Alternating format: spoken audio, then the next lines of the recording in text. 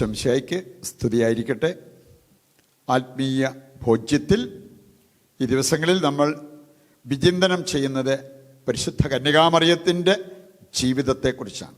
അങ്ങനെ നമ്മൾ കൊന്തപ്പത്തിൽ പങ്കുചേർന്ന് അമ്മയുടെ വിമല ഹൃദയത്തിൽ നമ്മെ പ്രതിഷ്ഠിക്കുകയും അമ്മയുടെ മാധ്യസ്ഥം തേടി നമ്മൾ പ്രാർത്ഥിക്കുകയും ചെയ്യുന്നു. ഒരു കുട്ടനാട്ടുകാരി, ഒരു സാധാരണ സ്ത്രീ എന്നെ വളരെയേറെ ചിന്തിപ്പിച്ച ഒരു വ്യക്തിയാണ്. പ്രത്യേകിച്ച് മരിയഭക്തിയെക്കുറിച്ച്.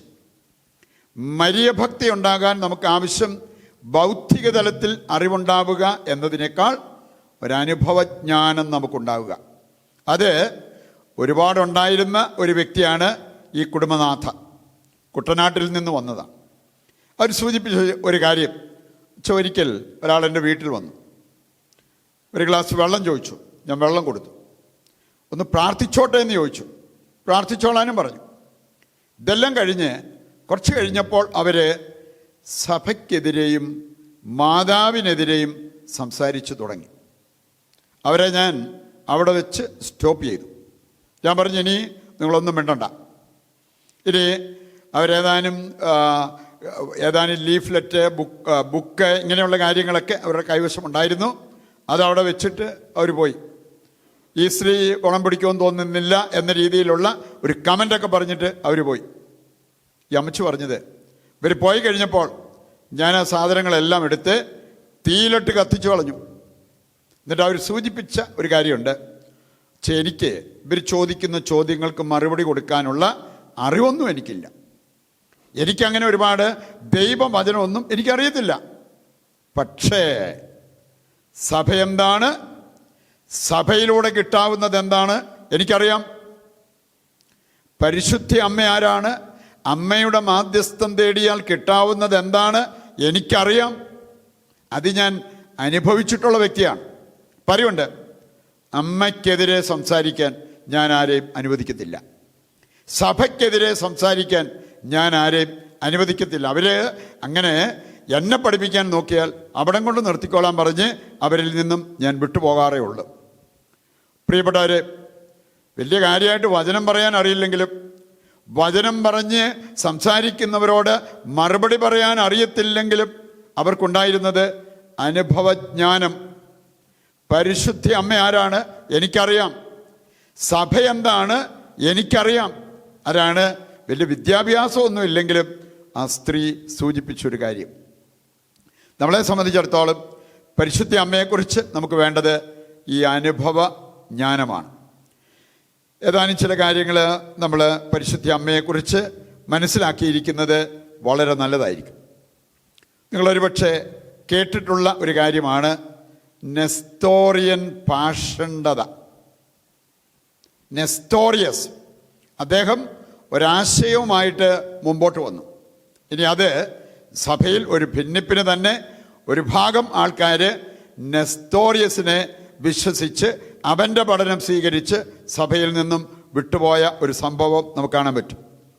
431 എഫേസസ് കൗൺസിൽ അദ്ദേഹത്തിൻ്റെ പഠനത്തെ അപലപിച്ചു. അത് പാഷണ്ഡതയായി പ്രഖ്യാപിക്കുകയും ചെയ്തു. ഇനിയും നെസ്തോറിയസ് പഠിപ്പിച്ചത് എന്താണ് എന്ന് നമ്മൾ മനസ്സിലാക്കിയിരിക്കുന്നത് നല്ലതാണ്. ഇനി അതിൻ്റെ ഫലമായിട്ടാണ് കത്തോലിക്ക സഭയുടെ മതബോധന ഗ്രന്ഥം പരിശുദ്ധ അമ്മയെക്കുറിച്ച് പഠിപ്പിക്കുമ്പോൾ ഉപയോഗിച്ചിരിക്കുന്ന ഒരു പദം നമുക്ക് കാണാൻ പറ്റും. അതാണ് തെയോട്ടോക്കോസ് എന്ന് പറഞ്ഞാൽ മറിയം ദൈവത്തിൻ്റെ അമ്മ. ഇതുപോലെ തന്നെ മറ്റൊരു പദമുണ്ട് ഗ്രീക്കിൽ, അതാണ് ക്രിസ്തോട്ടോക്കോസ്. മറിയം ക്രിസ്തുവിൻ്റെ അമ്മ. നെസ്തോറിയസ് സ്ഥാപിക്കാൻ നോക്കിയ ഒരു കാര്യം, യേശുവിൻ്റെ ദൈവത്വവും മനുഷ്യത്വവും തമ്മിൽ വലിയ അന്തരമുണ്ട്. പറയുണ്ട്, പരിശുദ്ധ അമ്മ യേശുവിൻ്റെ അമ്മ എന്ന് പറയുന്നതിൽ തെറ്റില്ല. പക്ഷേ പരിശുദ്ധ അമ്മ ദൈവമാതാവ്, ദൈവത്തിൻ്റെ അമ്മ, അങ്ങനെ പറയാൻ സാധ്യമല്ല.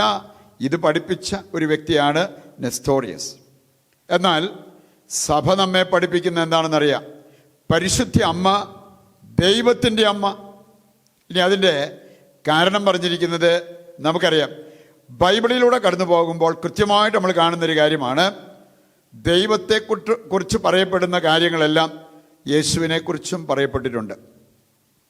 നമ്മൾ കാണുന്നുണ്ട് പഴയ നിയമത്തിൽ പുറപ്പാട് പുസ്തകത്തിൽ മോശയ്ക്ക് ദൈവം കൊടുത്ത ഒരു ഇൻഫർമേഷൻ, ഞാൻ തന്നെ ഞാൻ ആയിരിക്കുന്നവനാണ്.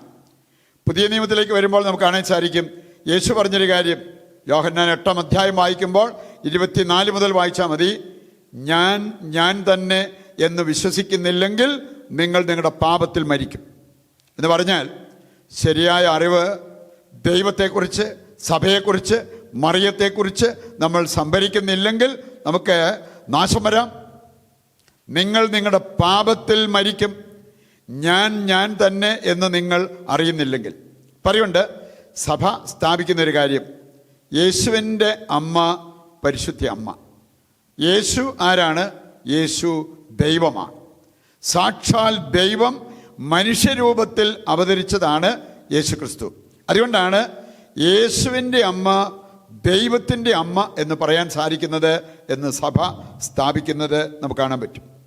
നമ്മൾ കാണുന്നുണ്ട് യോഹന്നാന്റെ സുവിശേഷം 19-ാം അധ്യായം 27-ാമത്തെ വചനം എടുക്കുമ്പോൾ യേശു തന്നെ കുരിശിൽ കിടന്ന് പറഞ്ഞ ഒരു കാര്യമാണ്, ഇതാ നിന്റെ അമ്മ. മനുഷ്യകുലത്തിൻ്റെ അമ്മയായി അമ്മയെ നൽകിയത് യേശു തന്നെയാണ്. അതുകൊണ്ട് പ്രിയപ്പെട്ടവരെ, ഈ ഒരു സത്യം പഠിച്ചുകൊണ്ട്, ഈ യാഥാർത്ഥ്യം മനസ്സിലാക്കിക്കൊണ്ട് നമുക്ക് പ്രാർത്ഥിക്കാം. ഈ നൊവേനയിൽ നമുക്ക് പങ്കെടുക്കാം. അപ്പോൾ ദൈവത്തിൻ്റെ അളവറ്റ അനുഗ്രഹം നമ്മുടെ ജീവിതത്തിൽ വന്നു നിറയും. ഒരു പൊതു നിയോഗം, കോമൺ നിയോഗമായിട്ട് നമ്മളിന്ന് വയ്ക്കുന്നത്, അബദ്ധ സിദ്ധാന്തങ്ങളിൽ കുടുങ്ങിക്കിടക്കുന്ന വ്യക്തികളുണ്ട്. അവരൊക്കെ സത്യമറിഞ്ഞ് മാനസാന്തരപ്പെടുവാൻ ദൈവത്തോട് നമുക്ക് പ്രത്യേകം പ്രാർത്ഥിക്കാം. ദൈവമാതാവും ഞങ്ങളുടെ മധ്യസ്ഥയുമായ പരിശുദ്ധ കന്യകാമറിയമേ, മനുഷ്യകുലം മുഴുവൻ്റെയും മാതാവും സംരക്ഷകയുമാകുവാൻ ദൈവം മുൻകൂട്ടി തിരഞ്ഞെടുത്തിരിക്കുന്ന അങ്ങേ ഞങ്ങൾ വണങ്ങുന്നു. ഞങ്ങളുടെ കുടുംബത്തിൻ്റെ മാതാവും സംരക്ഷകയുമായി ഞങ്ങൾ അങ്ങയെ സ്വീകരിക്കുന്നു. വാത്സല്യനിധിയും കരുണ നിറഞ്ഞവളുമായ പരിശുദ്ധ മറിയമേ, അമ്മയുടെ വിമല ഹൃദയത്തിന് സമർപ്പിക്കപ്പെട്ട ഞങ്ങളെ അങ്ങേ കരങ്ങളിൽ വഹിച്ച് സ്വർഗത്തിൽ എത്തിക്കണമേ. ഞങ്ങളുടെ ശരീരവും ആത്മാവും അശുദ്ധമാകാതിരിക്കാനും ഞങ്ങളുടെ വാക്കുകളും പ്രവൃത്തികളും തീരുമാനങ്ങളും അങ്ങയുടെ തിരുക്കുമാരന് പ്രീതികരമാകാനും ഞങ്ങളെന്നും സത്യമാർഗത്തിൽ നയിക്കപ്പെടാനും അമ്മ ഞങ്ങൾക്കായി പ്രാർത്ഥിക്കണമേ. നന്മ നിറഞ്ഞ അമ്മേ, ദൈവമാതാവേ, ഇന്നത്തെ ഞങ്ങളുടെ എല്ലാ പ്രവർത്തനങ്ങളെയും, ഞങ്ങളിന്ന് കണ്ടുമുട്ടുന്ന എല്ലാവരെയും അമ്മയുടെ വിമല ഹൃദയത്തിന് ഞങ്ങൾ പ്രതിഷ്ഠിക്കുന്നു. ഞങ്ങളിലെ എല്ലാ തിന്മയും അശുദ്ധിയും അകന്നു പോകാനും പ്രലോഭനങ്ങളെ അതിജീവിക്കാൻ ആവശ്യമായ ആത്മീയ കരുത്ത് ഞങ്ങൾക്ക് ലഭിക്കാനും അമ്മ ഞങ്ങൾക്ക് തുണയാകണമേ. അമ്മയുടെ വിശ്വാസ ചൈതന്യവും പരസ്നേഹവും ശുശ്രൂഷ മനോഭാവവും സഹനശക്തിയും ഞങ്ങൾക്ക് ലഭിക്കാനും അമ്മയെപ്പോലെ ഞങ്ങളും ദൈവഹിതത്തിന് വിധേയപ്പെടുന്നവരാകാനും അമ്മ ഞങ്ങൾക്കായി പ്രാർത്ഥിക്കണമേ. ആമേൻ. ഇവിടെ എല്ലാ ആവശ്യങ്ങളെയും സ്വർഗത്തിലേക്ക് ഉയർത്തിക്കൊണ്ട് താഴ്ന്ന സ്വരത്തിൽ കർത്താവിനെ സ്തുതിച്ചുകൊണ്ട് ദിവ്യകാരുണ്യത്തിൻ്റെ ആശീർവാദവും നമുക്ക് സ്വീകരിക്കാം. യേശുവേ നന്ദി. Hallelujah, hallelujah, hallelujah. പിതാവായ ദൈവമേ, പരിശുദ്ധ അമ്മയുടെ മാധ്യസ്ഥതയിലൂടെ സ്വർഗത്തിലേക്ക് ഞങ്ങൾ ഉയർത്തുന്ന ഞങ്ങളുടെ എല്ലാ ആവശ്യങ്ങളും അവിടുന്ന് ഇപ്പോൾ ഏറ്റെടുക്കണമേ. ഞങ്ങളുടെ പ്രാർത്ഥനാ നിയോഗങ്ങൾ അവിടുന്ന് ഏറ്റെടുത്ത് അതെല്ലാം ഞങ്ങൾക്ക് നിറവേറ്റി തരണമേ. യേശുവേ നന്ദി. Hallelujah, hallelujah, hallelujah.